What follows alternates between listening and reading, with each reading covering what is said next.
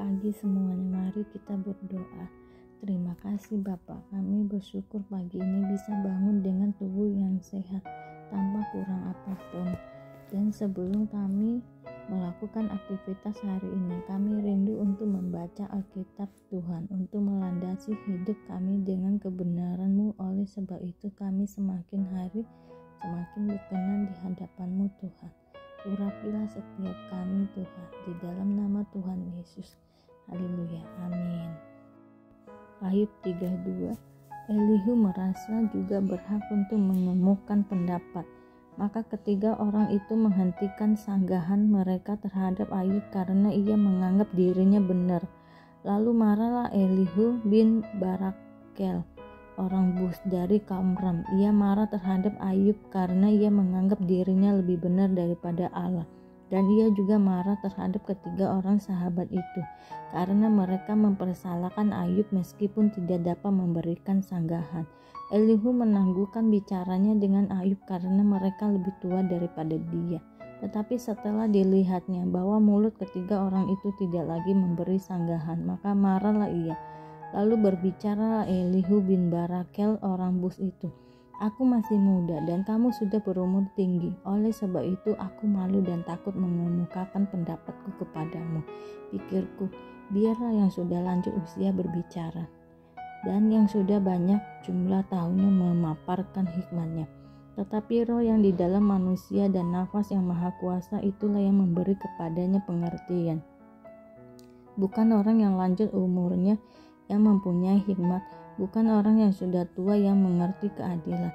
Oleh sebab itu aku berkata, dengarkanlah aku pun akan mengemukakan pendapatku.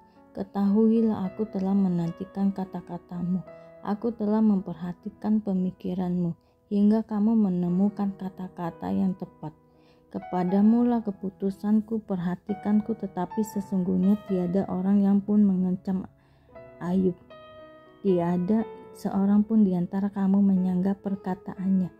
Jangan berkata sekarang, kami sudah mendapat hikmat. Hanya Allah yang dapat mengalahkan dia, bukan manusia. Perkataannya tidak tertuju kepadaku, dan aku tidak akan menjawabnya dengan perkataanmu." Mereka bingung, mereka tidak dapat memberi sanggahan lagi, mereka tidak dapat berbicara lagi. Haruskah aku menunggu karena mereka putus bicara, karena mereka berdiri di sana dan tidak memberi sanggahan lagi? Aku pun hendak memberi sanggahan pada giliranku, aku pun akan mengemukakan pendapatku, karena aku tumpat dengan kata-kata. Semangat yang ada dalam diriku mendesak aku.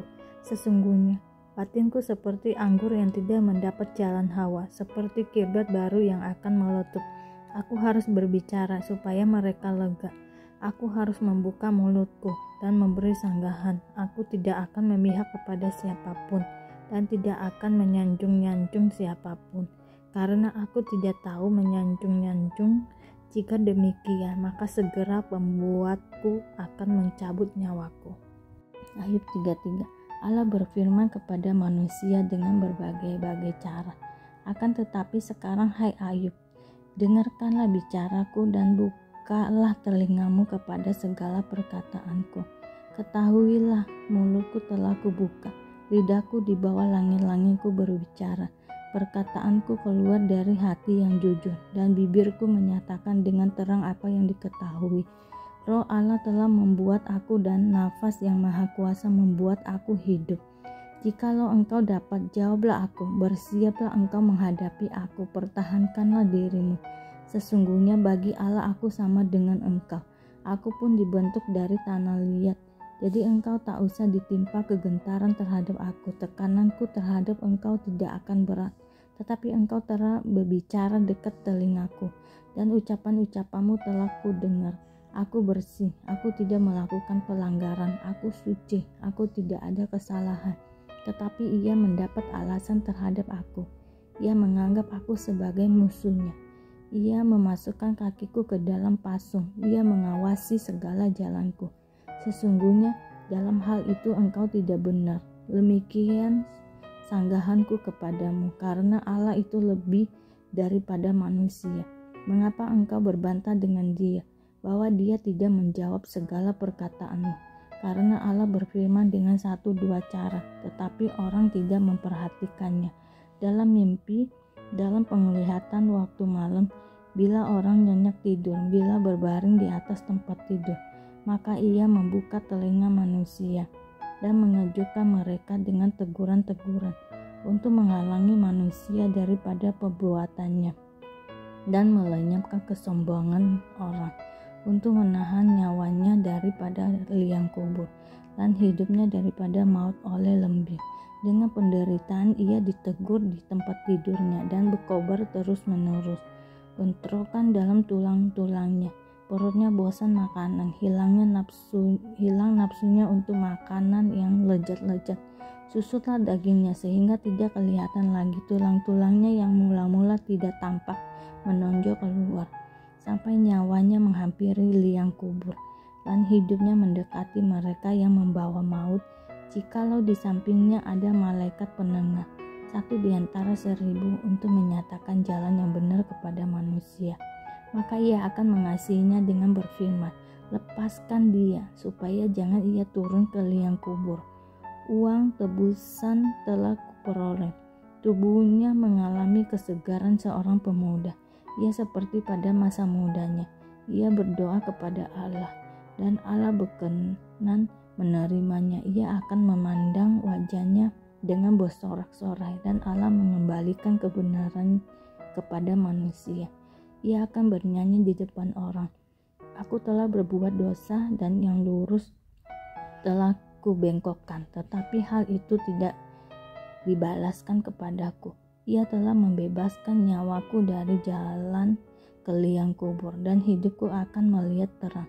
Sesungguhnya semuanya ini dilakukan Allah 2-3 kali terhadap manusia, mengembalikan nyawanya dari liang kubur, sehingga ia diterangi oleh cahaya hidupnya.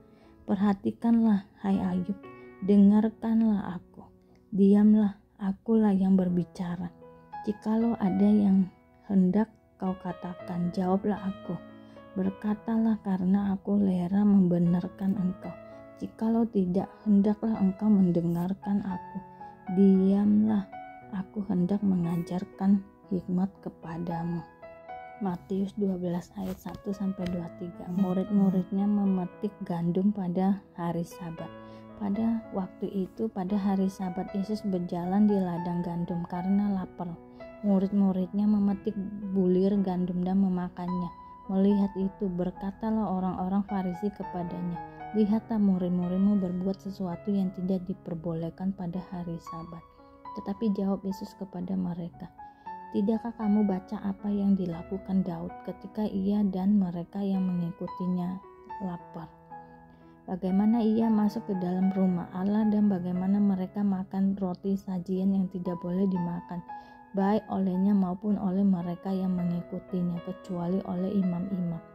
Atau tidakkah kamu baca dalam kitab Taurat bahwa pada hari-hari Sabat imam-imam melanggar hukum Sabat di dalam bait Allah, namun tidak bersalah? Aku berkata kepadamu, di sini ada yang melebihi bait Allah. Jika memang kamu mengerti maksud firman ini, yang ku kehendaki ialah belas kasihan dan bukan persembahan, tentu kamu tidak menghukum orang yang tidak bersalah. Karena anak manusia adalah Tuhan atas hari Sabat. Yesus menyembuhkan orang pada hari Sabat. Setelah pergi dari sana, Yesus masuk ke rumah ibadat mereka. Di situ ada seorang yang mati sebelah tangannya. Mereka bertanya kepadanya, bolehkah menyembuhkan orang pada hari Sabat? Maksud mereka ialah supaya dapat mempersalahkan dia. Tetapi Yesus berkata kepada mereka, jika seorang dari antara kamu mempunyai seekor domba dan domba itu terjatuh ke dalam lubang pada hari Sabat, tidakkah ia akan menangkapnya dan mengeluarkannya? Bukankah manusia jauh lebih berharga daripada domba? Karena itu boleh berbuat baik pada hari Sabat. Lalu kata Yesus kepada orang itu, ulurkanlah tanganmu, dan ia mengulurkannya. Maka pulihlah tangannya itu dan menjadi sehat seperti tangannya yang lain. Lalu keluarlah orang-orang Farisi itu dan bersekongkol untuk membunuh dia. Yesus hamba Tuhan. Tetapi Yesus mengetahui maksud mereka, lalu menyingkir dari sana. Banyak orang yang mengikuti Yesus dan ia menyembuhkan mereka semuanya. Ia dengan keras melarang mereka memberitahukan siapa dia, supaya genaplah firman yang disampaikan oleh Nabi Yesaya. Lihatlah, itu hambaku yang kupilih, yang kukasihi, yang kepadanya jiwaku berkenan. Aku akan menaruh rohku ke atasnya, dan ia akan memaklumkan hukum kepada bangsa-bangsa. Ia tidak akan berbantah dan tidak akan berteriak, dan orang tidak akan mendengar suaranya di jalan-jalan. Bulu yang patah terkulai tidak akan diputuskannya, dan sumbu yang pudar nyalanya tidak akan dipadamkannya, sampai ia menjanjikan hukum itu menang. Dan padanya lah bangsa-bangsa akan berharap. Yesus dan Beelzebul. Kemudian dibawalah kepada Yesus seorang yang kerasukan setan. Orang itu buta dan bisu. Lalu Yesus menyembuhkannya, hingga si bisu itu berkata-kata dan melihat. Maka takjublah sekalian orang banyak itu, katanya, ia ini agaknya anak Daud. Doa Bapa kami yang ada di surga, dikuduskanlah namamu, datanglah kerajaanmu, jadilah kehendakmu di bumi seperti di surga. Berikanlah kami pada hari ini makanan kami yang secukupnya, dan ampunilah kami akan kesalahan kami, seperti kami juga mengampuni orang yang bersalah pada kami. Dan janganlah membawa kami ke dalam percobaan, tetapi lepaskanlah kami daripada yang jahat, karena Engkaulah yang empunya kerajaan dan kuasa dan kemuliaan sampai selama-lamanya. Bapak, terima kasih Engkau sudah mengingatkan kami hari ini untuk membaca Alkitab, dan kami selalu bersyukur atas apapun yang Tuhan berikan dalam hidup kami. Engkau tidak pernah meninggalkan kami ya Bapa. Hidup kami akan senantiasa berkecukupan di dalam-Mu. Di dalam nama Tuhan Yesus kami berdoa dan mengucap syukur. Amin, amin, amin. Tuhan Yesus memberkati.